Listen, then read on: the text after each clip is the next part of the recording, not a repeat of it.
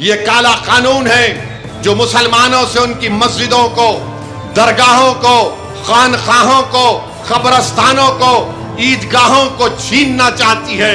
यह कानून इसलिए लाया गया ताकि मुस्तकबिल में कोई भी वक्फ ना कर सके। यह कानून इसलिए लाया गया ताकि मुसलमानों को उनकी इबादतगाहों से दूर कर दिया जाए। इसमें किसी भी तरीके से वक्फ को बचाने का कोई कानून नहीं है।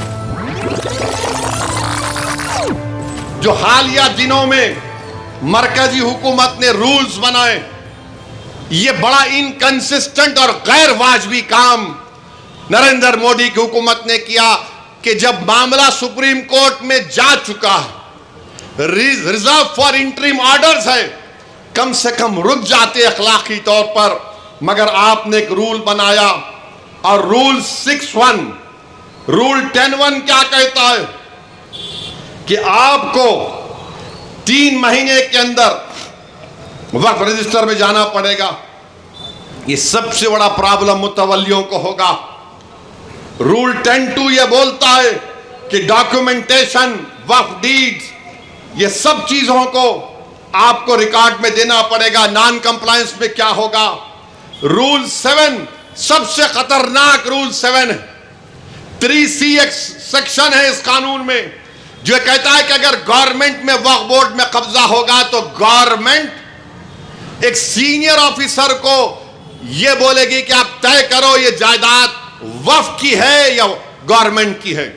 अब आप बताइए, मोहल्ले में अगर कोई लड़ लेते, आप मौलाना के पास चले गए, मौलाना बोलते ठीक है मैं तुम दोनों के दरमियान में फैसला करूंगा, यानी और लोग बैठ जाएंगे, मगर वो मौलाना का ताल्लुक या उस बड़े का ताल्लुक उस दोनों लड़ने वालों से नहीं होता, ना उनके दोस्त होते ना रिश्तेदार होते, क्योंकि उनको आजादाना तौर पर अपना फैसला करना पड़ेगा।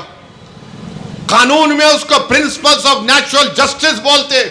हुकूमत बोल रही कि झगड़ा हमारा तुम्हारा होगा, हमारा ऑफिसर होगा। अरे कहे क्या होगा? बाप बेटी के हक में, बेटे के हक में फैसला नहीं करेगा तो इंसाफ कहां होगा बताओ आप। तो इन्होंने क्या बोल रहे रूल 7 में कि 1 साल के अंदर उस डेजिग्नेटेड अफसर को चला गया, मगर ओनर कौन होगा?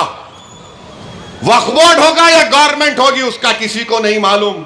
रूल 10(2) देख लो आप, रूल 10(c) देख लो आप। ये ऐसे रूल्स बनाए गए जिससे वक्फ को नुकसान होगा। Rule 10(2)(o), 11(2)(p). अब इस कानून में कह दिया गया कि अगर कोई कबायली है, आदिवासी है, तो वक्फ नहीं कर सकता। कैसे नहीं कर सकते भाई?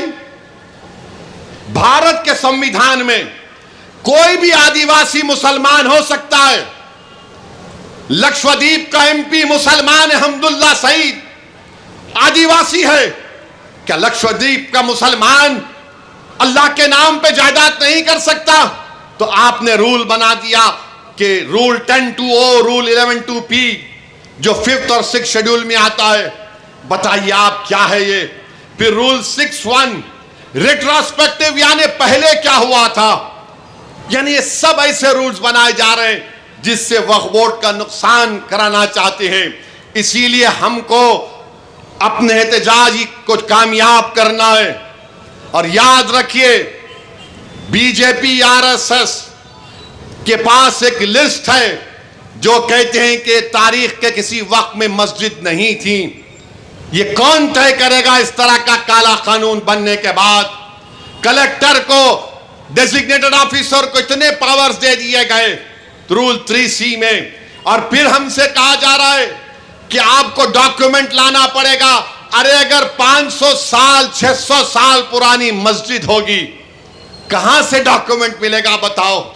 बल्कि मस्जिद हो, मंदिर हो, कहां से डॉक्यूमेंट आएगा? 600 साल पुराना कहां से आएगा डॉक्यूमेंट?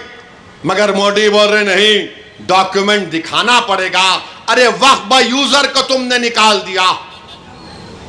बाबरी मस्जिद, राम मंदिर के केस में सुप्रीम कोर्ट ने कहा था कि वक्फ बाय यूजर का ताल्लुक भारत के आईन के बेसिक स्ट्रक्चर से है।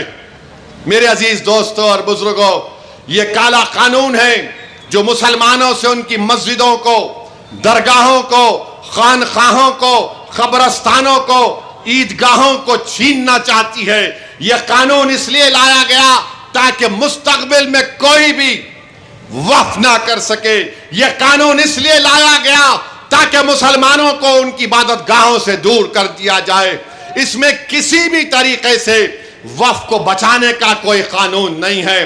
क्यों 3C लाए? आसार कदीमा है, कई मसाजिद आसार कदीमा के मातहत आती हैं। मालिक वक्फ बोर्ड नहीं होगा, मालिक आसार कदीमा होगा।